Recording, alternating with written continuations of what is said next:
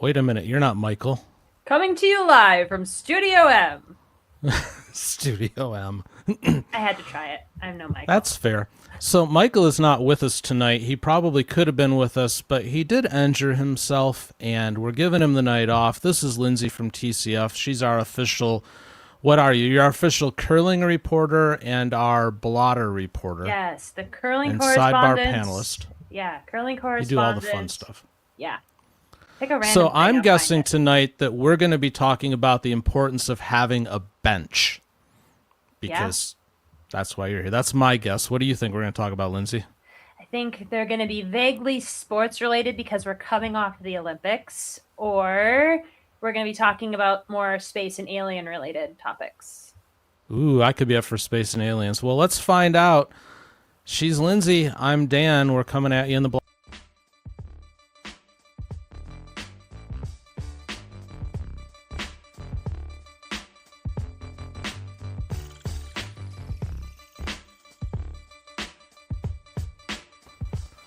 Now's the time on In the Blind when we dance.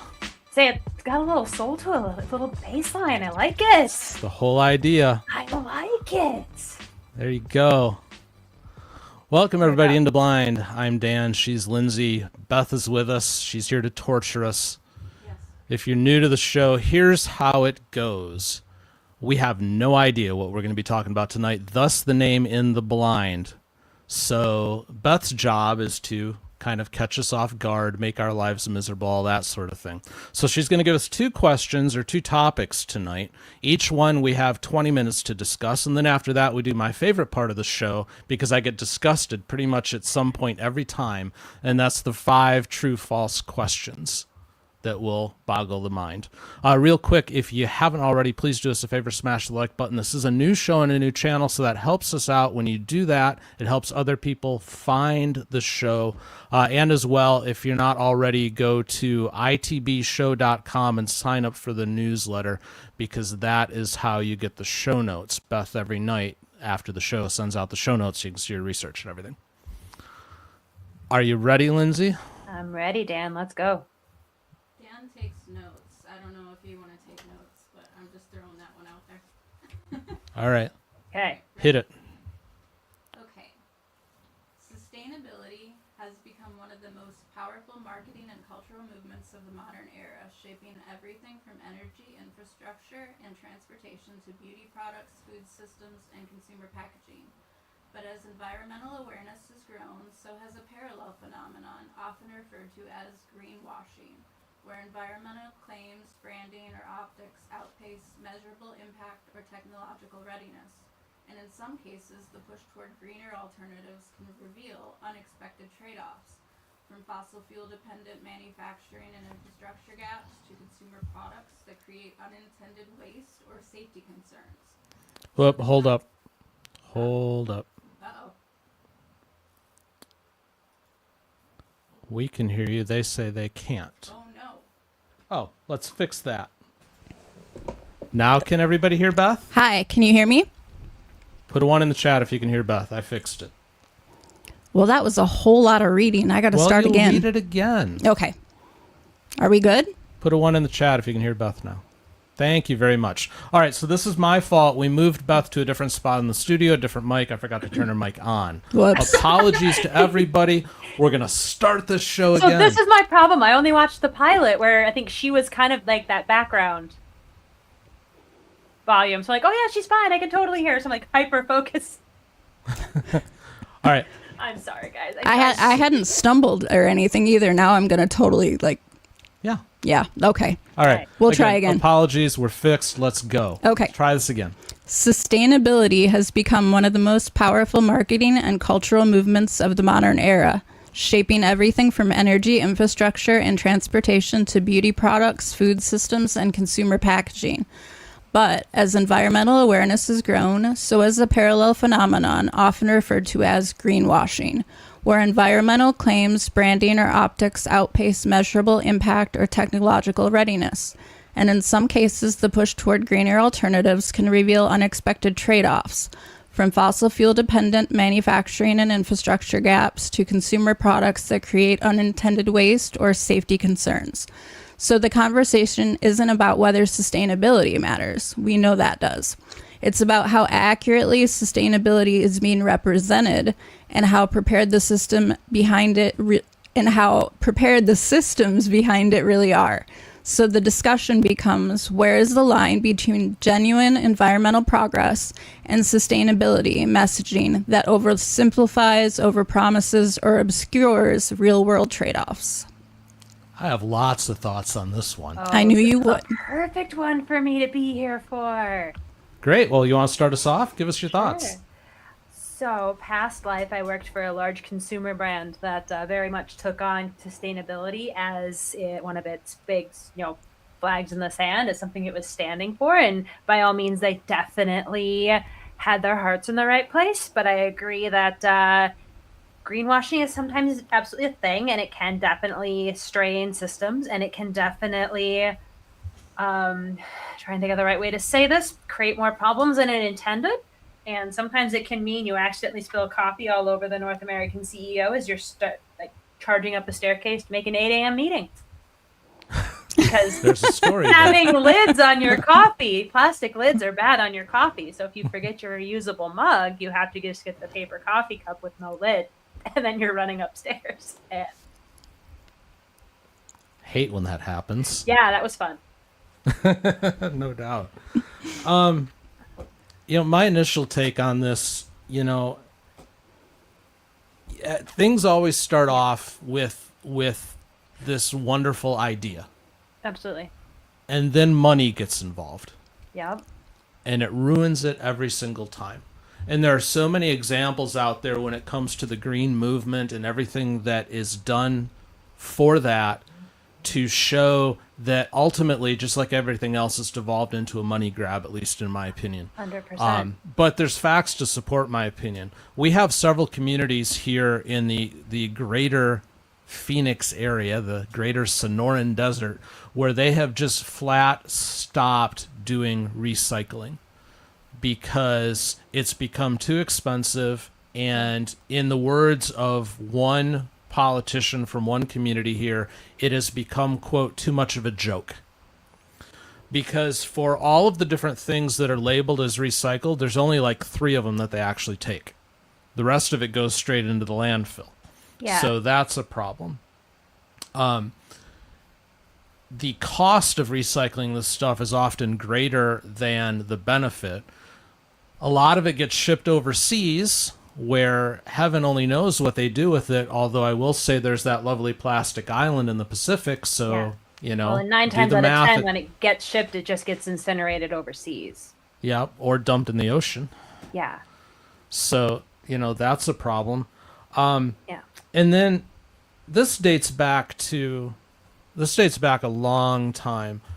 Many, many years ago, I spent a long time in the automotive industry running some different dealerships. And one of the things that came up at the time was there was the Toyota Prius. Everybody was very excited about the Prius because this was going to be more green and all that kind of stuff. Yeah. Take the Prius, take a Chevy Suburban, which we affectionately called a domestic land yacht. Yeah. Huge vehicle. That's a great term for it. At the end of the day, which one had the larger carbon footprint? The Toyota Prius or the Prius. domestic land yacht? The Prius. The Prius did. Yeah. So for all of the this is better for the environment kind of talk, once you factored in production and the batteries that were harder to dispose of and everything else, the Prius had a higher carbon footprint. Yeah. I think I need to interrupt real quick. In our confusion of the mic, you forgot to actually hit go on our timer, so we're just kind of winging it right now. Well, I know we're about 5 minutes in. So we'll do this. We're a professional outfit here, although Michael's going to be like, see what happens there. All right. Yeah. All right. That's about right. Okay, that's continue. Aye. Ultimately, the most sustainable thing is the thing you already have. So when we talk sustainability versus consumerism, I think a big movement of sustainability is also buy less but better. So you are seeing companies have lower sales comps. You're seeing lower store foot traffic, because ultimately it's more sustainable to buy fewer things. And brands don't like that. The market doesn't like that. So you see this injection of, oh, but it's sustainable to buy the t-shirt made from recycled plastic water bottles. And it's sustainable to buy this, organically grown cotton on regenerable agriculture. They're trying to do everything they can to keep you going into the store, to keep you buying. And that's a big part of my job. I work in sales. I want people to be in stores. I want people to be buying. But at the end of the day, it is more sustainable to buy one good jar of lotion versus having 6 glass bottles of different kinds of lotions, organically sourced and fair trade made. Buying less is ultimately the more sustainable thing, but the market's not going to like that. So how do you balance those if you are a consumer brand? It's tricky. It's really tricky. And you have to ultimately then, okay, you up the price, but then the market doesn't like it because it's too expensive. We can't afford it. We want to buy the little cheap thing. I could go on for years on this, but that's kind of the big piece that I had to deal with for a long time. It's like, it's ultimately more sustainable to buy one well-made track jacket than 6 in different colors every season made out of recycled water bottles. Good points. That's just it. The green movement is just, in many ways, it is just a marketing thing. Mm-hmm. Sadly, but true, it is. And there are some wonderful folks and wonderful organizations out there that really do have the best intentions of yes, let's make things more sustainable. Let's review what we have been doing and what's going wrong and make it right. But at the end of the day, the people crunching the numbers and the people reviewing the shareholder returns are going to win the day. Yeah, no, that's incredibly true. And, you're talking about the ultimate sustainability is buying less. And I would agree with that. But the market isn't set up for that. No. Things are now designed to break. Yep. Because they figured out, and they figured it out at first with the light bulb. One of the original light bulbs is still burning in a fire department. I believe it's in Boston. Yeah. Still going. But they figured out that if they engineer them to break, then they can, sell more. Yeah. And, it's become that way with everything. It used to be you'd buy an appliance and that thing was a Sherman tank and it would last forever. Now you get 5-6 years on it and it's falling apart because you'll go and buy more. Yeah. So we have a brand new microwave in our kitchen that was installed last week because the microwave installed right before we bought the house 3 years ago shorted out on us. My parents have had the same microwave for how many years? Probably longer than I remember. And I'm willing to guess that your new one came with some green energy stickers slapped on the front of it too. I don't necessarily know if that, but my husband did excitedly claim, "Oh, there's Wi-Fi on here." To which I'm like, why on earth does our microwave need Wi-Fi? That goes back to that video I showed you tangent. guys in the pre-show a couple weeks ago where the litter box had Wi-Fi. Yes. Oh, Yes. yeah. I've seen those. Yeah. Why? It's insane. Yeah. Yeah, it's sad to me, this whole situation, because you've got a populace that has been conditioned in so many ways to think green, to think that they're doing good for the environment, to do these behaviors. I mean, we're washing our damned garbage now. Yeah. Yeah. To Before put you it put in it the in the recycle recycling. bin. And I famously told Beth a few weeks ago, I'm done washing my garbage. Yeah. Because I've seen what happens to it. I dug deep into this rabbit hole a while back of what actually happens with recycling, and it's frightening. But anyways, you've got this conditioning for us to do right by the environment, but the things that are supposed to do right by the environment more often than not are just lies. Well, and an interesting conversation that came up too when at said past company when I took a sustainability course is how many behaviors that are maybe considered low class or trashy are actually quite sustainable. I mean, chat, put in one in the chat if you know someone who has rinsed out a Cool-Whip container and used it for several generations as your storage rather than buying specifically made glass storage containers. And the people, my mother does that now.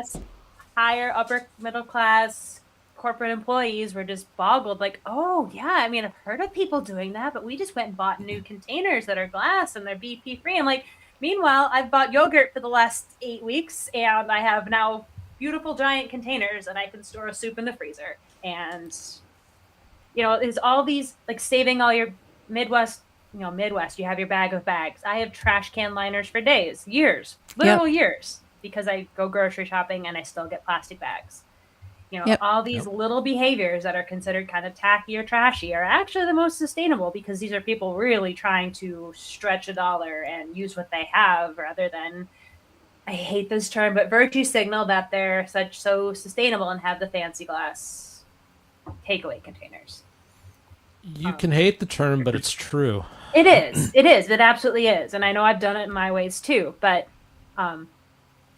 God help me if I'll throw away a spaghetti jar, because that can be a sourdough starter jar. That can be a drinking glass. It's a perfectly good glass container. Why am I getting rid of it?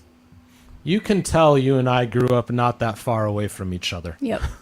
For anyone that's Very not a similar TCF values. viewer, Dan and I grew up in towns about 150, 200 miles apart in Michigan. Tops, yeah. Yeah. Yep. So Not very, that very far close. away. And I was close by, so. Yeah. Yep, and she was down in Toledo, so Yeah. yeah, But yeah, definitely like Midwest values. Yeah, like you reuse the stuff you have. And I feel like so much of the sustainability movement now is going out and buying the reusable totes and going out and buying the glass containers and going out and buying, rather than maybe reusing the somewhat tacky cool container, yogurt container, spaghetti sauce jar that you already have. Well, you mentioned like the reusable bags and stuff. Sometimes the movement to go green is not the healthy movement either. No. They did I forget who did it, but there was a study done back during COVID of all the reusable grocery bags and all of the bacteria and everything that they were all filled with. Yeah. Because nobody's cleaning them. They're just throwing their horrifying. food in them. Yeah. And they're gross. Yeah. So yeah, it ends up being worse for you to try to do the right thing as well. I think you hit on it. It's that Midwest value, the reuse what you have. You know, you use like the grocery bag, the plastic grocery bag thing. We use it here with our pets. Yeah. When we're cleaning up after the animals, those are the bags that we're using for the waste. Same. You know, I mean, we have the cute little clip-on for the dog's leash with the small, dog waste bags. But at the end of the day, I could also just grab the plastic grocery bag under the desk, and it works just the same. Yep. And more sustainable. And doesn't cost you a dime. Well, actually, it cost me 5 cents in the city, but Oh, it does? yeah, they charge here. Yeah, there's places that charge now for plastic bags. Yeah. I stand corrected. It's I'm just sorry, within the city limits of Minneapolis. That's where I live. For folks, I think everyone here I know. In Minneapolis, it costs you 5 cents. If I go just a mile and a half south of here and get to Richfield, it's not. Okay, technically I'm still right. I said it didn't cost you a dime. That's true. It cost you a nickel. Yeah. It might cost me a dime if Technically, I I'm got still 2 correct. bags of groceries. But yeah, point stands. Yeah. So let me ask you this then, Lindsay. Is there a way to do sustainability the right way beyond what we've already talked about with like reusing stuff? Is there a way to better sell it to people who didn't grow up in the Midwest like we did and get those values? Because the values they're being sold, just that they're not going to work. There has to be. I think I would need a little more prep to really dig into that, but just off the top of my head, it comes back to being more conscious of the wheres and the hows things come from. Like, do you buy the t-shirt sourced with American-grown cotton, made in the U.S. that they didn't have to ship across the sea? It's going to last you 25 years, but it might cost you $45. Or do you go to your local discount store, buy something made from slightly more sketchy cotton that they had to ship across the ocean and then ship from a port and then ship to the store, but it costs you $5.99? It's not everyone has that money, but it's thinking about those decisions. You have to understand the entire supply chain, not just part of it. Exactly. Which nobody does. No one does. There is a significant part of our population that if you ask them how where does their food come from, they'll just say the grocery store.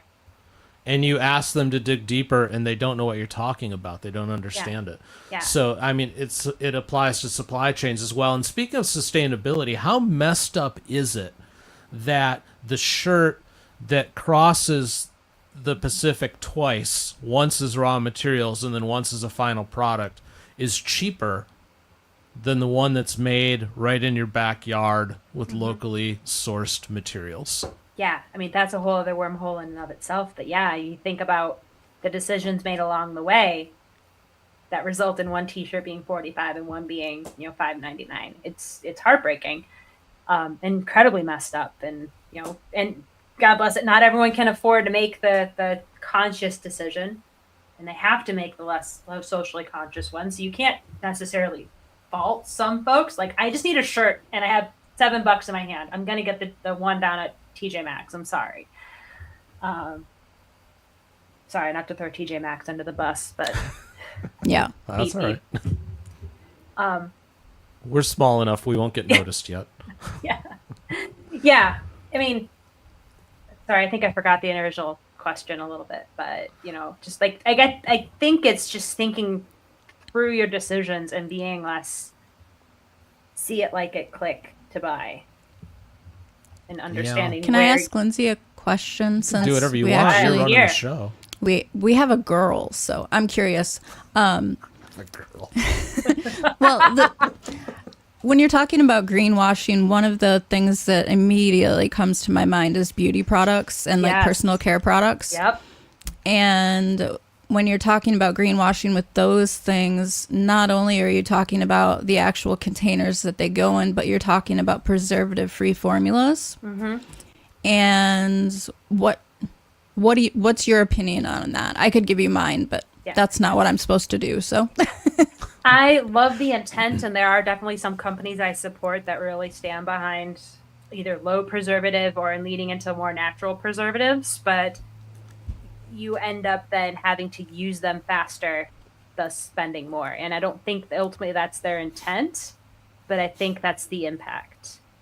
And I think to find stuff that's more shelf stable, ultimately you are going to have to pay that price of its not being as green, or be willing to pay the price of, yes, it's green, but I'm going to have to make sure I use it in 12 months very carefully, or be ready to buy a lot. Yeah, especially with powder formulas. I mean, I'm going to out myself date-wise here, but I have 20-year-old MAC eyeshadows that are perfectly fine. Yeah. MAC might not think so, but... Yeah, but I mean, if you're cleaning them and sterilizing them, and they're just fine. But if you tried to do that now with something, oh dear Lord, it would visibly get moldy. Yeah. I have some eyeshadows from a more sustainably minded brand, and they actually are, that I actually had to get rid of not too long ago after 2 years because it wasn't safe to put on my eyes anymore. Which they're aware of the problem and they're actively looking into it, but just to make sure that they're doing the right thing, it is a slower moving train. And you're going to lose customers that way because, wait a minute, I spent how much on this eyeshadow palette and I only used half of it before it went south on me. Sorry. Or somebody winds up in urgent care because they have some sort of eye infection. And knock on wood, that hasn't happened to me yet, but no, me neither. Yeah. Eye infections are not sustainable. No. Yeah. Well, you're all excited that we have a girl. Do you want to swap seats for the next one? No, it's okay. Okay, just checking. Well, I guess I would wrap up with this.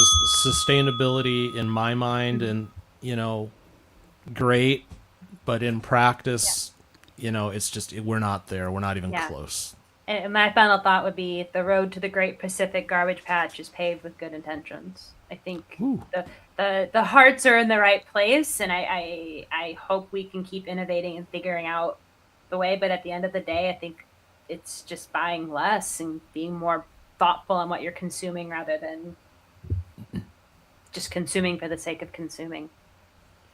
Well said. Thank you. All right, so we're off to a little bit of a rougher start, which I thought was funny because we thought if we brought Lindsay in off the bench and gave her the experience, we could like knock the dust off and like get her lined up for the next show that she might have to do. Nah, No. problems are all on my end. Yep. We roll with it. We roll with it. You're doing great. I'm showing that I still don't know what I'm doing, but that's okay. That's This is part of the episode 8, episode 5. 5. Oh, geez, we're early on. You're fine. Yeah.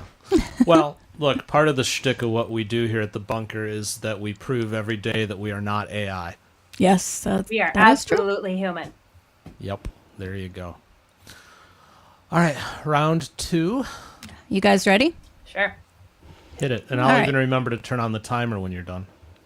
Okay, so in cold topic number 1, it wasn't a personal attack on anyone's Amazon purchase history. That's coming up right now. Ooh. Collecting is one of the most universal human behaviors, spanning everything from art, books, and antiques to modern categories like sneakers, trading cards, fragrances, cosmetics, and pop culture memorabilia. For some, collecting is about identity, nostalgia, or appreciation of craftsmanship. For others, it can raise questions about overconsumption, financial priorities, or even psychological well-being. As consumer culture has expanded, especially through online shopping and social media, the line between hobby collecting, overconsumption, and clinical hoarding has become increasingly blurred. So the discussion becomes where is the line between healthy collecting as a hobby or form of self-expression and consumption patterns that become excessive, compulsive, or psychologically unhealthy? And by the way, we're not, just for clarification, we're not calling anyone or any specific anything hoarding. Just to throw that out there, we don't have the clinical experience to do so. We're just talking about this in very general terms. I'm having a hard time not going general because I want to refer back to our TCF side of life, and immediately people like Hoarder Man come to mind. Yeah. where Hi, we Renee. have somebody who has spent a couple of decades just loading up his home with everything to the point where the city is now involved, and we've had a judge who's put him in jail, twice now? At least. 2 or 3 times. Well, Yeah. if a judge has come out and called him a hoarder, then that's different. I'm Yeah. saying Yeah. we're not clinically calling Yeah, somebody. we are a not hoarder. giving diagnoses here Yeah. in the blind. We are Yeah. speaking in generalities. I mean, I feel slightly called out because there's a closet right there that's got shoes in it. So Well, I mean, I joke. I kid. well, I guess to start off, here would be My the fragrance collection is quite large, so I guess here would be the line for me. I think there's a difference between collecting a specific line of product versus collecting product. You know what I mean? Yes. So, I'm into fragrances, okay, and you've got a huge fragrance collection. I can get behind that a lot easier than I can get behind I'm loading up my home with everything I can possibly find. And we talked about sustainability in the last question. There's a line kind of there too where you want to keep things because you might use it later versus keeping everything because you might want to use it later, because there are people that do that too, and that's a very old world thing. Beth, not to Yeah. call out your family, but no. but I know that you had mentioned that like you had a grandmother or something like that would hold on to every little thing possible. there was an entire room after she passed away that we could not enter. But as I recall, she was also World War II. World War II in Poland. Nothing, nothing left really after all that. So they're hoarding everything that they have because they might actually need it later. So it built that mindset. Yes. Yeah. Yeah. No, That's a a very normal post-World War II mindset. Yes, I can definitely relate. I remember my family maybe emigrated slightly before yours, Beth, but came from the old world, lived through World War II. In some cases, lived through the Depression here in the U.S. So they would lose everything. So when they started getting things, the fear of I don't want to not have anything again. So you just start holding on to everything, and then little quirks in the hoarding, the gathering of items, I should say, start forming, and like everything's an antique or everything's got value. I'm speaking specifically to one relative of mine, but like, no, we had a similar experience cleaning out my grandparents' home. Let's put it that way. Entire rooms you just couldn't enter because, oh, there's something in there I might need. Exactly. You're not getting to it anytime soon, but okay. Yeah. Yeah, I think that's definitely the line of like, are you holding on to this because of the satisfaction having the item you are collecting brings, or are you holding on to it out of a fear of not having? And that is the line that a lot of people walk very delicately when you're talking about collecting versus over collecting. I'm trying not to use the word hoard more than I have to. I think, and definitely coming from, again, the world that I came from 3 jobs ago, there's a status in collecting as well. Oh, I copped this particular colorway of this particular run of shoe, therefore I successfully did this better than you, and I have this high value thing that you don't have. Look at me. We definitely saw a lot of that, and you would see companies exploit that as well. Going back to the previous topic of, we want you to spend, so we are fast fashion. This FOMO moment. Exactly. Yep. FOMO moment of like, we released this edition of this sneaker, but there's only 100 of them and you have to grab them fast. So someone buys 99 and like, I've got all of them. And so and then they sell them online for quadruple the price. And that too. And then no one buys them for quadruple the price. So you've got them hanging out in your closet. But yeah, it's interesting too, because you're seeing certain older generations, that really had this hobby, and you see generations maybe closer to mine and younger where like they're eschewing the large collections and really leaning toward minimalism. So they're cleaning out mom and dad's home or grandparents' home, and suddenly you have this entire wall of frogs that you have no idea what to do with the wall of frogs. You don't want the wall of frogs, but you can't get rid of them because they're mom's frogs. So what do you do? Like, there needs to be the thought too of like, what is the next generation going to do with these items that maybe hold value to you, but how much value do they really hold? That's a good question, and certainly something worth considering.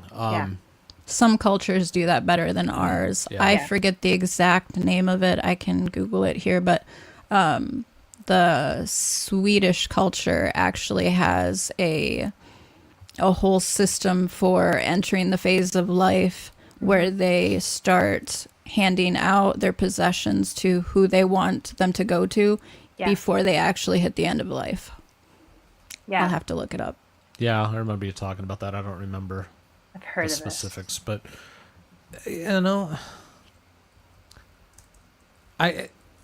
I guess having value, like going forward for the next generation, probably depends on what it is that you're collecting. Yeah. The wall of frogs, maybe not so much. The wall of Legos behind me, they hold their value. They do. So they do. You do have to make sure the little nephew doesn't get into the Legos and wreck them. Or the little Ellie. Might have happened in someone's family. But yeah, there are things that definitely hold on to value. So I completely lost my train of thought there. But yeah, there are definitely things that hold on to value. But I think when you're having the conversation with the collector of, is this valuable? There's the emotional tie-in of that this is valuable to me because I put the effort in to find it, and this means something to me. And this particular frog reminds me of this trip we took together, and it was so much fun being in a hotel. And there's so much psychological stuff tied into this. There is. Something just dawned on me. We've had a couple of things happen in the last 5-6 years. We had COVID. Yeah. And we had times when we couldn't find things. Yes. And then we have, I don't care what anybody says, we're in an economic downturn at the moment. You need only look at rising prices and wages not keeping up with it and people losing jobs and all of that. So the economy is difficult. Mm-hmm. And we talked about, and I think you phrased it as the fear of not having. Yeah. Is that fear of not having going to grow now? Is it going to be legitimized again? I kind of wonder, because I think for a lot of people it was legitimized during Yeah. COVID. yeah, Been because you had legitimized. people freaking out Yeah. Because they didn't have toilet paper. because they couldn't wipe their bottoms. Yeah. You know? Trying to find flour and yeast in March of 2020 was challenging. Yeah. You know, someone who loves to bake, that was a moment. So when you secured that bag of flour, if you found someone that had it, you grabbed 4 because they're not going to have Yep. it. Yeah, you definitely tapped into something there. And yeah, I think there is the fear of I'm not going to have the money to purchase, or the store is not going to have the stock for me to access. So when you do, everything comes together and you can collect, you grab as much as you can for that security of I now have it. And I know I fall victim to that. And I'm at Costco and I buy the giant bag because I'll have it, you know. My favorite, you know, chocolate chips are on sale. I'm going to buy 3 bags because they'll be fine. And so my pantry's full of chocolate chips. And yeah, Well, especially when you're dealing with inflation too. Sure. Part of your brain, Yeah. even if it's not on purpose, I feel like part of your brain is calculating, by the time I need this next, is it going to cost twice as much Exactly. as it does now? Because we've all done that going to the grocery store. I mean, even if you have the expendable income, part of you still clocks, good Lord, this is like twice as much as it was last time I bought it, you know? Exactly. By the way, just to circle back real quick, I'm not going to try to pronounce it in Swedish because I can't do that. But it's translated, it's actually called the Swedish art of death cleaning. And I have it's heard a of that. I a wondered if that's what you're decluttering talking process that encourages individuals to remove unnecessary belongings before death, allowing their loved ones to manage their possessions without a burden.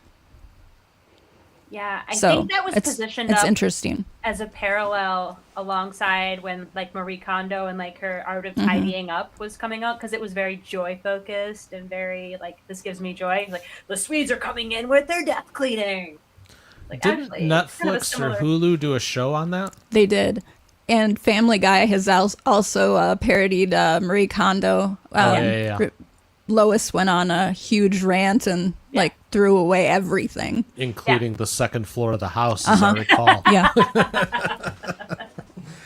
Yeah, well, Yeah. I think this has kind of become a more complicated discussion. We were talking about collecting versus like overconsumption, that type of thing. But and how do those cross? But then it also goes from like collecting to overconsumption / hoarding to prepping. Yeah. Because if you look online, the prepping culture has grown exponentially, especially since COVID, Oh, yeah. where people no longer want to find that they don't have things. They've learned to not trust the systems to take care of them when times get tough. So it is not uncommon for somebody to have 4 or 5 55-gallon drums of water in their garage and a pantry full of staple items. Now, we've kind of always been that way to a certain extent. We don't have 55-gallon drums of water. No. But we always have a full pantry with canned goods and basic baking things. And when COVID hit, we never ran out of toilet paper because we always had a decent amount of that in stock. So for whatever reason, we've always had that mentality here. But And again, I wonder if that's Midwest upbringing, because very similar. Like my parents have a very robust pantry of canned goods and home canned goods and everything they need in the basement. And I've tried my best to do the same, but living across the country 3 times in 10 years, it kind of prohibits that. But yeah, It whittles it down for sure. Exactly. You can't move the whole pantry with you, so you give stuff away. But yeah, I think there's definitely cultural elements that feed into that as well, where you just find yourself wanting to be prepared for something, whereas other areas of the country, other cultures, there isn't quite that. Or they're just not able to do that because they live in a 700 square foot apartment on the 55th floor, and how are you getting out upstairs? yeah, that's a problem too. There's certain and those, you could argue that those are the communities where you really need to be prepared. Right. Because when things break, it's even more impactful, I think. See than if if they you're in had a smaller community where you can kind of pool resources and rally together. exactly. You get into New York City, I don't see that happening. If they had those baby boxes, though, they could store stuff in there. Yeah.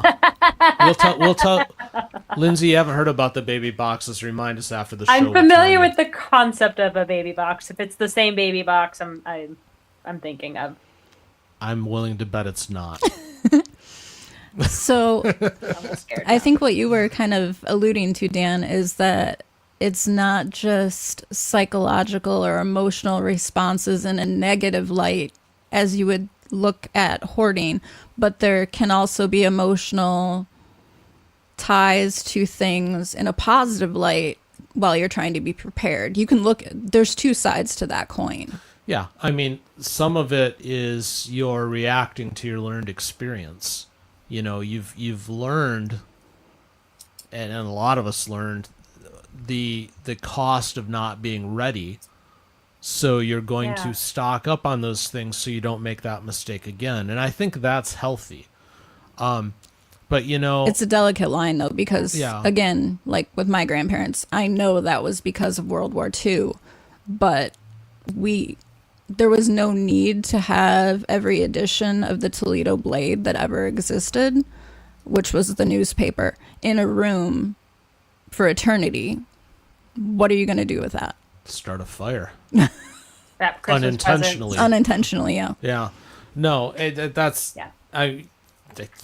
cheap insulation, I guess. But even then, no, that's just it. I mean, you have to be able to think through. You have to look at someone and say, okay, what is its real value to me in the future? And if you can't nail it down, it needs to either have some sentimental thing, a real sentimental reason, not just this is cute and I bought it at the store once, so I need to keep it. It has to have like either a monetary value, so I can sell this later, or it has to have some kind of future use. If you can't tag it with one of those three things, I think it needs to go away. And that's the ability I think a lot of people lack, is the ability to tag it with one of those purposes. And then that's how you get a room that's just stacked floor to ceiling with 20-year-old newspapers and stuff. I remember back in the day, I ran an electronics store and my delivery driver was sick, so I hopped on the delivery truck to be the driver for the day with our delivery hand. And we had this 60-inch big screen that the dude bought. We get to his house and there's no pathway to get it in. Yeah. He was stacked floor to ceiling with stuff. Even his kitchen, his stove was stacked 3 feet high with stuff. So I don't even know how he ate. Obviously, he just ate out all the time. Yeah. But the interesting thing was the home wasn't like, it wasn't dirty from, like empty food containers and stuff lying around. It was just stuff. But I had to look at him and say, man, I can't get this in the door. What do you want me to do? Yeah. And he ended up just having us drop it in his garage. He said he'd figure it out later. Oh, wow. But he went and spent all this money, to have this nice television at the time, and there's just no way to get in the house. Yeah. See, that's the... We'll see in Toledo, they could have just plugged it in and watched it on the back porch. So. Well, that might have been what he did. I don't know. But that's... I can't even imagine now with all the different hookups you need to get a television. Yeah. But that's the other side of it, where it's obviously too far. I mean, they were probably stealing cable back then anyway. Probably. Not to throw Toledo under the bus, but I lived there for decades, so I know how it goes. But I mean, it's that's a situation where it's obviously gone too far. It's unhealthy. 3/4 of what was in that home was never going to serve that person. Yeah. And then you have to look at all the waste too. We're talking about the sustainability from the last discussion. Yeah. All that stuff ends up in a landfill. Yeah, it just ends up to the point where it's sat so long that it's partially broken down. It's not usable. If it's a truly a unhealthy hoarding situation, it's probably covered in rodent waste. You're just end up throwing it away anyway. Well, there's a reason, again, back to Toledo, but there's a reason that there's a lot of places in the Midwest, if we're comparing the Midwest like mental framing compared to a lot of the coasts or more progressive cities or even newer cities, because like Arizona was the 48th state, but the amount of bulk pickups that you could actually get in Toledo was, for a long time, it was unending. It wasn't just a scheduled like twice a year. You could just call and say, hey, I got a whole curb full of crap, come get it. And they do that every week if you called them. Yeah. And that's totally different than it is in any other city except in the middle of the country. Yeah. That's interesting. It's sad because on the other channel we see a lot of this where people are just in a bad cycle with I think what they probably feel, going back to the guy that we've coined Hoarder Man on the other channel, and if you're curious, just go over to the Courtroom Files and you'll find it. I think in some way he feels like all of that stuff has meaning to him. I really do. I think he does too, and I think he wants a chance to properly dispose of it, which is a slow process, and he's past the point of having that time. Yeah. But it's sad that it's gotten to that point, because I think if he could have somehow figured it out in his head, the difference between what he was doing and collecting or prepping, he'd probably have led just such a much better life. Exactly. And anybody in that situation probably would have.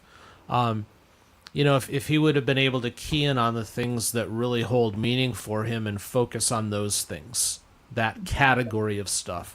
Or I don't want to be without food and water, so we collect those things. Because at the very least, those types of things, even if he doesn't end up using them or somebody in that situation doesn't end up using them, somebody could. Yeah. If you're collecting food, especially if it's like shelf-stable stuff, you don't use it, somebody else will eat it. Yeah. At least that's something. Exactly. I don't know. Well, I guess at the end of the day, my personal thoughts on it are collecting's cool. Prepping makes sense to me. Anything beyond that, and I think you're in trouble. I think you might need help. I don't know. I agree. You, Lindsay? My final thought. Am I allowed to still say it? Yes. Yeah. Okay. My final thought is explore the intention. Is it relieving a compulsion, or is it bringing you a sense of accomplishment or satisfaction? If it's merely to solve or soothing a compulsion, stop and think about that. Yeah. I think either one of those topics we could have gone on for quite a while on. Yeah. That could have been a 60-minute show itself. This was meant to be. These were great topics for me. Sorry, Michael. Michael actually put in the chat for the first one. He said something like, "This was written for Lindsay." So there you go. Well, have you had fun so far? I have had fun so far. Excellent. I have. This has been great. Good. Yeah. Now's when the real fun begins. Now the unhinged part begins. All right, audience, so here's how this works. This is the true-false round. Bethy gives us 5, kind of 1, 2, 3, 4, 5, not to be confused with 1, 2, 3, 4, 3, like some people on some other channels tend to count. 5 questions. They're true or false. We have 3 minutes for her to give us the question, and then we debate it. And then we lock in whether or not we're true or false. Now, I will warn you, Lindsay, that Beth is a beast when it comes to this. She likes her trickery. Okay. These questions are very often out of left field. Okay. So good luck. Because she's vowed to make us look bad because Michael and I went 5 for 5 one time. Michael has started accruing a list of rules for the true-false round. Yes. One of the rules is if it's from the 16th century and it's stupid, it must be true. So. Don't disagree there. All right. You ready? Let's go. All right. Go, Bethy. Komodo dragons can track injured or dead prey from miles away using their tongues. True or false? I like that as a true. See, yeah, I do know that the tongues are used for sensory purposes, and miles away wouldn't surprise me. yeah. Any kind of like lizard, dragony creature and tongue related stuff, I generally assume is true, just because that's often what they use that for. But the Komodo dragon specifically, see, this is where she can trick us. Yeah. It won't be the Komodo dragon. It'll be some other lizard. Or it'll, be the Komodo dragon. Not the Komodo or something stupid. Because that's what she does. But I think it's plausible. Does the Komodo dragon use a bidet? Yes. Okay. It does. Absolutely. That's a shitty question. The wordplay. Oh, All right, so well done. look, I think this is plausible as Yeah, true definitely. because Yeah. that is a function of what they do. That's why lizards are always sticking out their tongues and stuff. That's where a lot of the sensory data comes from. So I don't see a reason to doubt it. I would lock in as true. I know we've got a minute and a half more to debate it, but I'm not sure I need it. Do you? I don't think I need it, and I think I'm too curious to find out one way or another. So I'll lock in as true. All right. Are we right? It is true. Yay. Komodo dragons use a forked tongue to collect airborne scent particles, which are processed through a specialized sensory organ called the Jacobson's organ. It allows them to detect carrion and injured prey from miles away. They rely heavily on scent tracking, similar to snakes. So good on you, Lindsay. Making them far more sophisticated hunters than they appear. All right. The Jacobson organ. Jacobson's organ. Organ. No doubt discovered by somebody by the last name of Kemmler or something. Right. It's probably That's how a that dead stuff giveaway always who worked. discovered that. Yeah. All right. Number All right. 2. Yep. All right, let me reset the clock. Ready? Yep. Go. Humans only use about 10% of their brains. So that is something that is popularly believed, but I Yeah. also believe it to be false. I don't think we use all of it, but I think the 10% number has been popularized in media and pop culture and stuff, but it is not correct. I agree. I believe it to be more. I agree. I think not all of the brain is firing all at once. We're not always using 100% of it, but there isn't a part of the human brain that sits unused for most of the population. I think we see folks on TCF that definitely leave parts of it unused. No, I don't think 10%. Don't make fun of your host like that. Not you I'm talking about. No. I think 10% seems awfully low, and maybe to a point that wouldn't sustain the function, like the life form that the brain is supposed to support. Can you reread the question, please? Yeah. Yes. Humans only use about 10% of their brains. Okay. There's a difference between brain and brain capacity. That's true. The phrasing there, I think uses only 10% of the brain would be false, but I think you could make an argument that they use 10% of the brain capacity because, again, just look at people that we watch on the other channel Yeah. and stop making fun of your host. But You just made fun of yourself there. I do. You just did You that. stepped in it.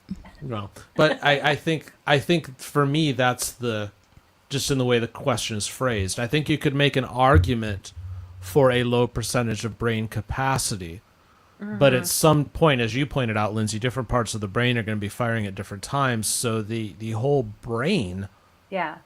should be in use at some point. Yeah.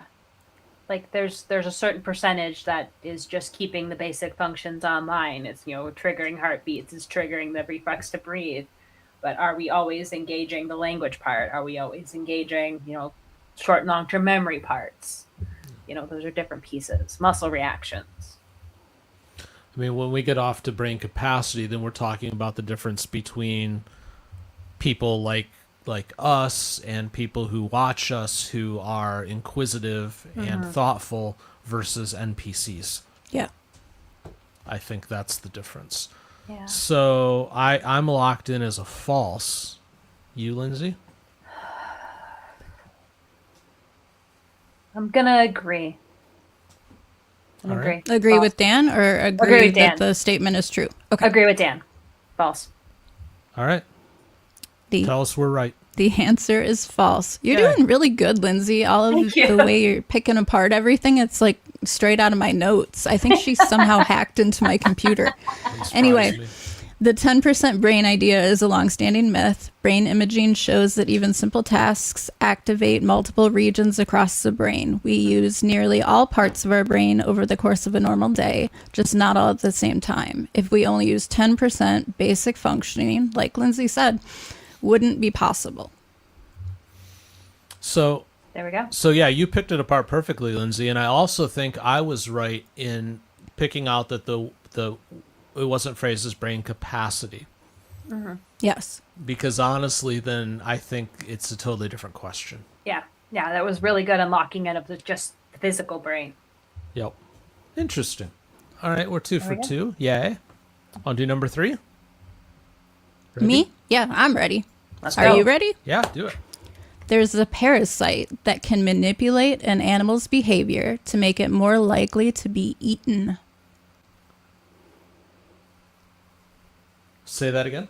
There's a parasite that can manipulate an animal's behavior to make it more likely to be eaten. Okay, I heard it as mimic first, Nope. but you said manipulate. Manipulate. Okay, you might have said it wrong. I might have heard it wrong. I don't know. But If that's not true, then that is yes. a really good premise for a horror movie. I believe it to be true. I know there are parasites that can get in the brain that basically they can turn certain animals into put them into like zombie mode, Yeah. and they can make them do behaviors that they wouldn't normally do. I think there's one that gets into rats that like drives the rat towards its predator or something like that. Yeah. Actually, it comes down to cats. What's the thing with cats? Plasmotoximosis. Yeah, where You're when close. When you're pregnant, you can't. Whatever it's called. I believe that gets into rats and like dumbs them down, rats or mice, and dumbs them down and makes it easier for the cats to get them. The It's only something thing to that that gives effect. me pause on this is ultimately the parasite is invading the host for its own benefit. So what would the parasite benefit from the host being killed? Like, how would the parasite benefit if the host is killed? That's the only Well, if thing that's that's the giving me a parasite's little mission. bit pause. Right. But ultimately, the parasite is looking to reproduce within, or strengthen itself to reproduce within its host. So what is the end game if it just drives you to be more easily killed? Unless You're infecting infecting the next victim along the way. Like, it's that just could a be, or it needs self-perpetuating. that dead flesh to multiply upon. That's true. That's true. This is nightmare fuel. Right? I'm gonna have a hard time with this one. I'll just falling asleep tonight. Huh. She'll report back not next week, but on Wednesday with what her dreams were. When I Right. jump on the pre-show tomorrow, I didn't sleep. Yeah, I'm gonna lock in as true on this one. I believe it to be a real thing. It's so bizarre. It has to be. Either that or she pulled out a horror movie presence and went like, "Hey, let's say." I'm gonna say it's true. All right. You said true also, Dan. Uh-huh. Okay. You guys are on fire tonight, by the way. That's terrifying. Toxoplasma gondii. Toxoplasma gondii is a parasite that infects many warm-blooded animals but can only reproduce inside cats. When it infects rodents, it alters their fear response, reducing their instinct to avoid cat odors and sometimes even attracting them to the scent. This increases the chance the rodent is eaten, allowing the parasite to complete its life cycle inside the cat, and it thus can be released through the cat again and again. It's the same organism that affects or causes toxoplasmosis, which is what Dan was trying to get at, which is why pregnant women are often advised to avoid handling cat litter. In healthy adults, infection is usually mild or asymptomatic, but the parasite's behavior effects in animals has made it one of the most studied examples of biological manipulation in nature. Wow. And cute little Ellie is sleeping right next to my feet right now, and there's just all this murder going on inside of her as she lays there all cute. Oh my god. So yeah, it was the cat thing. Yeah. Yep. Yeah, you were honest with the cat thing. And that's a good call with the end And game her of, like, talking you about need the to get life to the cycles cat. and Oh, but yeah. wow. so it needs to be Yeah. drawn back to the cat so that it can continue on. Interesting. I just remember when you were pregnant for Eli that I had to do all the cat chores You did. and then go and rub my hands all over you when I was done. All right. Well, that was good. All right, so we're on number 4 now. Yeah. And you All guys right. haven't missed one yet. All right. No pressure. No pressure. Nope. All right, go. Number 4. Shaving hair makes it grow back thicker and darker. False. False. What That happens was an is old you're wives' merely- tale told by yeah. old wives that had a couple of beard hairs. Yeah. The hair might appear to grow back thicker because it was cut at a thick part when you scrape it at the surface, but the actual mechanism of growing itself is not impacted. Yeah, if anything, you know, I think it has the opposite effect. At least judging from my own. Hair's weird. I have hair every place where I don't need it now, and no place where I do. That's how hair works, but it doesn't grow in thicker or darker, Yeah. or more tree-like. Yeah. I don't think we need any time on this at all. I'm totally false, Locked yeah? in, false. Yep. Now, I will say, just quickly before I reveal, as a blurb, Dan, you have actually gone out of your way to try to dismiss the beauty trends of girls that shave their faces because you're like, they're going to grow a beard.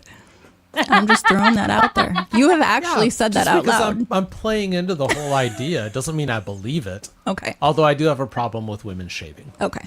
Their face or Yes. anywhere? No, not Okay. anywhere. Please, don't stop. Please, I'm begging you. I was like, otherwise I've grossly misinterpreted things. That leg you broke when you finally got to shave it, and it took you an hour and a half. I'm just saying, don't ever go back there again. Yeah. My leg hair was as long as yours. Love Anyway, you. okay. The answer is false. Yay. Shaving does not change the thickness, color, or growth rate of hair. When hair grows back after being shaved, it may feel coarser because the blunt tip is exposed, like Lindsay said, but the structure of the hair follicle remains unchanged. The hair only appears thicker, but it really isn't. There you go. You're better off tweezing if you have stray rather than shaving them. Yeah. I just don't like the optics of it. I never want to walk into the bathroom and find my wife with a razor to her face. I don't ever want to see that. It can't happen. We'll get that stuff lasered off or something. We'll figure it out. But I'm just saying. But the good news is you don't have that problem. So. All right. All right. Number 5. Here we go. All right. All Okay. right. Go.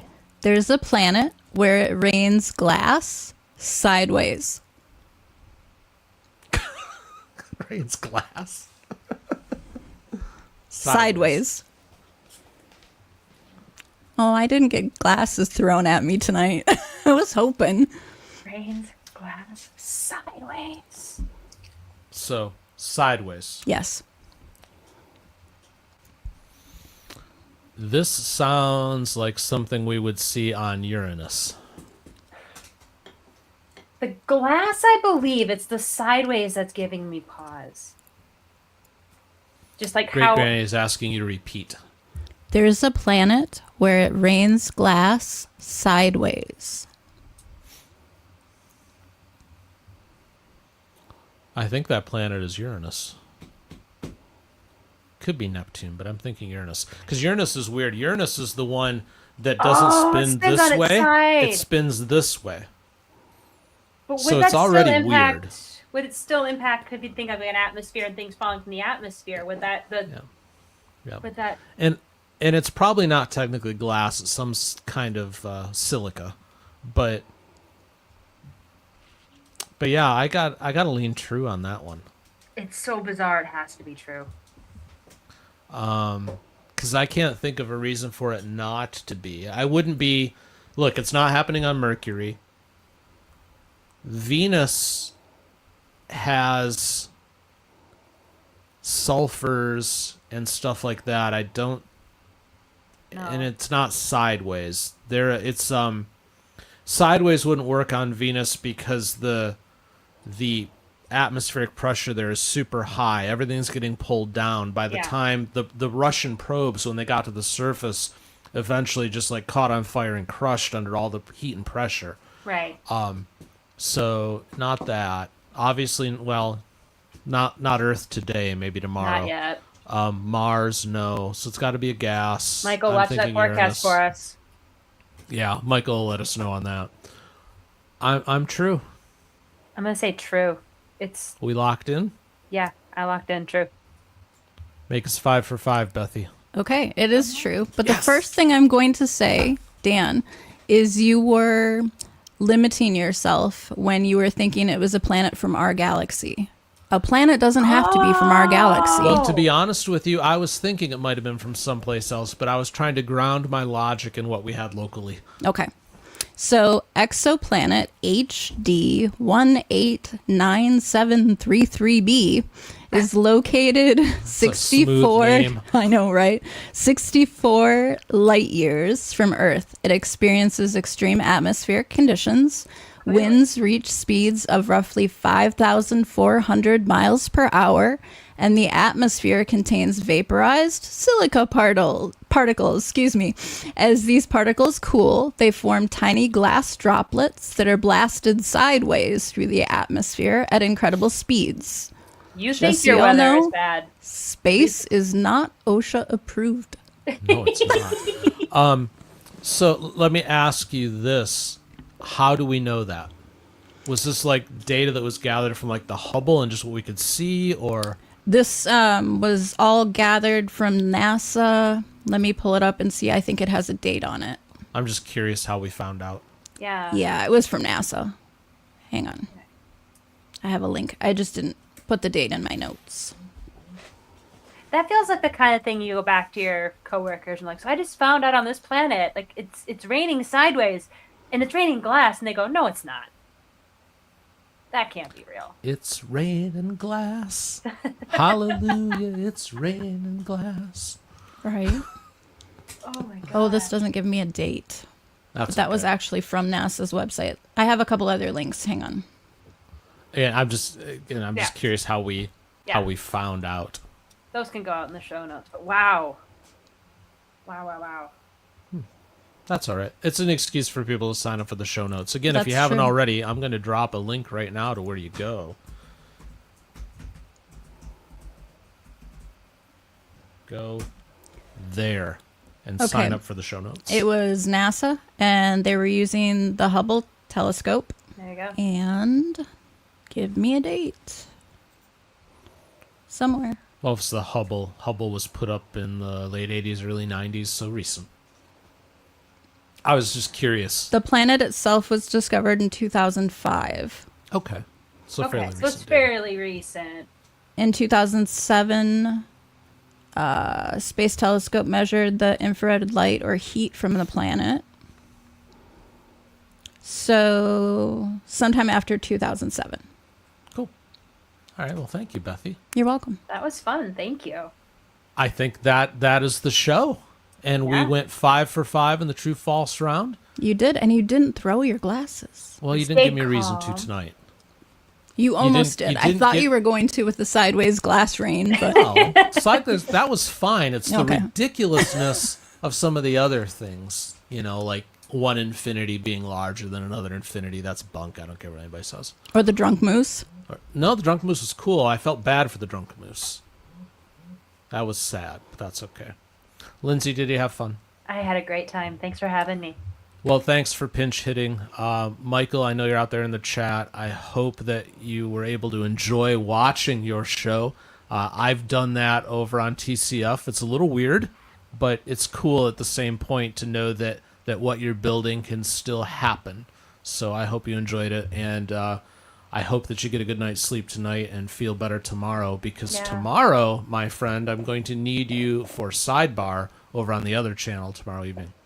But Lindsay, again, thanks so much. This was fun. I think you are now the official bench player to join us when we need you, assuming you're willing and we didn't scare you off too badly. No, this was great. Anytime.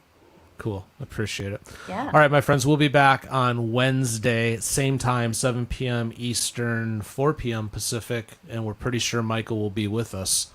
So we'll look to see you then. All right, take care, everybody. Good night. Bye. Thank you.